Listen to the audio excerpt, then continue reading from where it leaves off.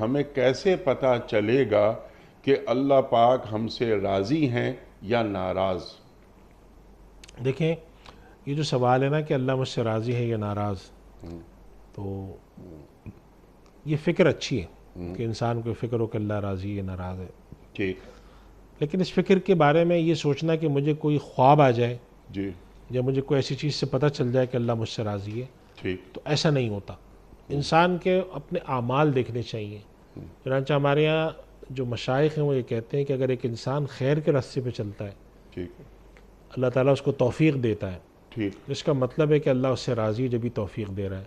अच्छे कामों की तौफ़ीक़ है, दीन की तरफ रुजू है, अल्लाह की तरफ रुजू है, तो इसका मतलब है कि अल्लाह ताला उससे राज़ी है। तो अपने आमाल का जायज़ा लेना चाहिए इंसान को कि मेरे आमाल, चाहे वो मेरे लोगों के साथ लेन देन के मामलात हों, इबादत के हों, जो भी हों, वो बिन हैसुल मजमू अल्लाह और उसके रसूल के हुक्म के मुताबिक चल रहे हैं, सल्लल्लाहु तो अलैहि इसका वसल्लम। मतलब है कि अल्लाह मुझसे राज़ी है। और फिर अल्लाह से दुआ करता रहे कि अल्लाह तू मुझे तौफ़ीक़ दे और कबूल फ़रमा।